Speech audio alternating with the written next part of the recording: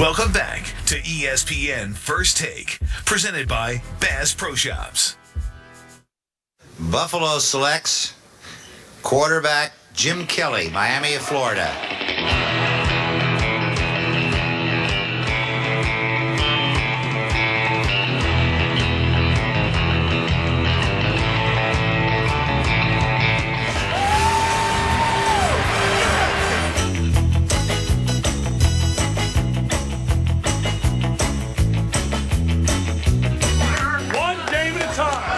The toughest individual I've ever met in my life is Jim Kelly, number 12.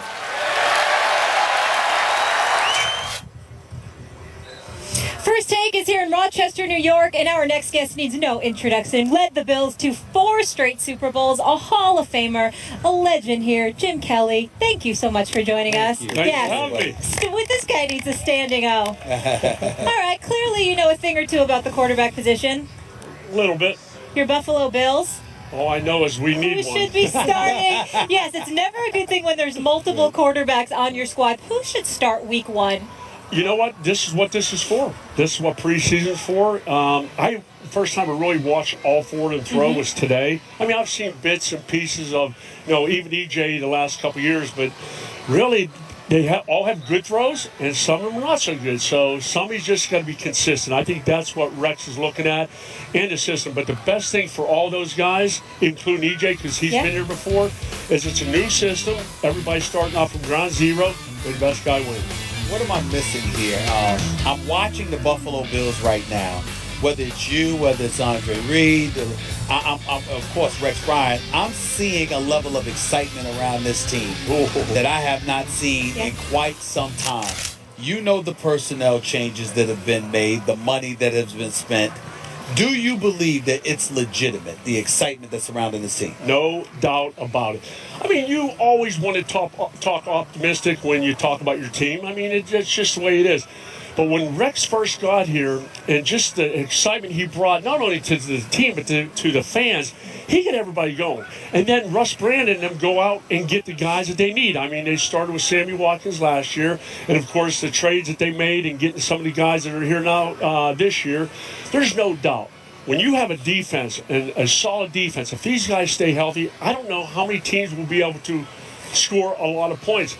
But the key right now is, and I know this, what everybody's been saying, is the quarterback position. I mean, I watch the receivers out there. We got some weapons. And you look at the running back position, we're solid all the way around. Now it's just a matter of the guy that puts his hands under the center, what he can do. So, correct me if I'm wrong, but my gut feeling would be that Rex would go with a Matt Castle, sort of low risk, low reward, just don't mess it up, don't make mistakes. Would that be your early gut feeling? I'd say that, but I've listened to what people have said. I think, to be honest with you, I think it's a 3-way. I think Tyrod has a good chance too. I watched him throw some deep passes today, and I think that's where EJ and Matt have both struggled a little bit on their deep throws. Personally, I like all 3 of them, but I like EJ.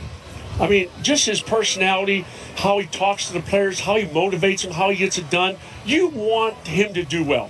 I've known Matt from the days when he was Tom Brady's backup. Good kid, love to see him do well, but EJ is a draft pick that they wanted to have him thrive, wanted him to be the man. Now here's an opportunity for him to step up and do it. I think the players love him. I love his leadership. Now he's got to do it on the field. Yeah, but when you say that, Jim Kelly, how much can you lead if you ain't playing? You don't. You can't. You don't. So everything that you just said, it only matters if EJ's in the lineup, right? Totally agree, 100%. So with that being said, talk to me about what you think makes a good quarterback in today's NFL. What are the components that you absolutely have to be on the field and being effective as a quarterback? Consistency. I mean, I know that's a cliche to a certain point, but the thing is, we have not had that in so long. I'm not just talking from play to play, but I'm talking game to game, year to year. We have not had a guy that can put 5, 6, 7 games together and win on a streak. We've had guys that have a good game, then the following week you think he never played the game before. We need that consistency out of a player, and I know the one that just have not make the major mistakes. And I know there's quarterbacks that have won Super Bowls that really managed the game. They didn't make the crucial mistakes at crucial times during the course of a year. We need our quarterback to be consistent. We need our quarterback to, during the course of the year, probably win 2, maybe 3 games for us. The defense is good enough that will give that opportunity to the quarterback, shorten that field for him so he doesn't have to make the big plays all the time. Do we have that guy? I don't know. That's what preseason's for. I know that's what Rex is looking for, and I know that's what the offensive system is geared towards, making sure these guys get the ball to the receivers. They don't have to make the big plays downfield all the time. But the thing is, they have the guys to make the big play downfield. They have the speed. They have the talent. See what happens. So, as a great quarterback, how strongly do you believe that Tom Brady cheated and lied about it? Oh, to be honest with you, and I've heard you guys both speak, I disagree with you. Really? The reason I do, because, number one, Roger Goodell and the NFL do not want to have Tom Brady sit out. He's the greatest quarterback. That's an asset to the NFL, to have a guy like Tom Brady. But the thing is, if you don't have anything to hide, then let it all out there. The only thing that bums me out is if you're a quarterback and you did nothing wrong, then if they ask you to choose something, show something, then do it. The thing that bummed me out to begin with, and I love Tom to death, and I think he's one of the greatest to ever play the game. But when they asked him, did you cheat? Do you think you're a cheater? And he says, I don't think I am. No, if somebody's dogging you and talking negative about you, you do whatever you can to clear your name. And when you don't clear it, then you start having doubts. And when the national media and the national public are just abusing you and saying all these negative things, me personally, hey, what do you need to see to prove my innocence? And if you don't do that, if you destroy phones, and I don't know all the logistics behind it all, I just pray that he didn't do it. But I'll tell you what, you think there's an equipment manager in the National Football League who's going to do something to a football without letting the greatest quarterback in football know about it? I don't. Totally. So, okay, he says whether he did that none or of the whether he equipment didn't people do it. did anything to the footballs. What's that? He said none of his equipment people did anything to the footballs. Of course he said that. He's in a situation right now. It's like the old saying, once you start to lie, you continue to lie, he keeps getting backfired. I don't know whether Tom's telling the truth or not, but the thing is, if it's me, if I have nothing to hide, what do you need to see? What do you need to prove my innocence? Right. Especially when you are Tom Brady.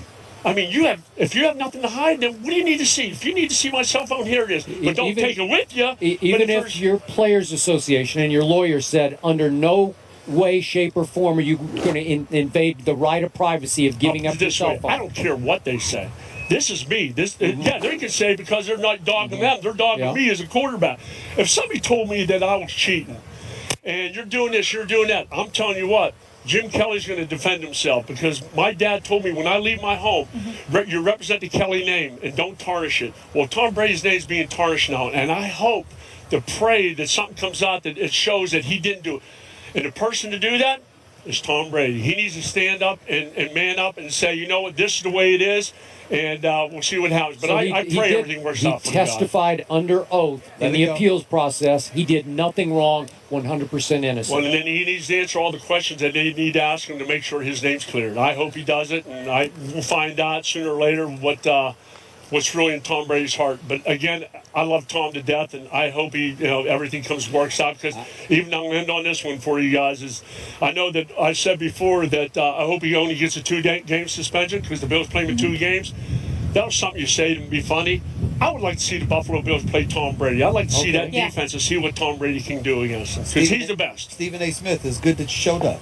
It's good that you showed up. Yeah, Jim right. Kelly. You said what I said. Did you put him up to that? Not at all. And I'm not and I love Kraft very well. I love the whole, and I'm not nothing against the Patriots. But I'll tell you what, if you are defending yourself, man, you say whatever it is to clear your name. We have to leave it here. I wish we had more time. Jim Kelly, it is an honor. This team is so talented in all phases of the game. Can you get these quarterbacks, Kelly, tough? We'll get them. So we can have some ball games in the AFC East? Consistency. That's what we need. All right. After the break, he alluded to this great receiving core. Percy Harvin will join us. We'll ask him about the Bills' chances, in the AFC East. First take from Bills training camp.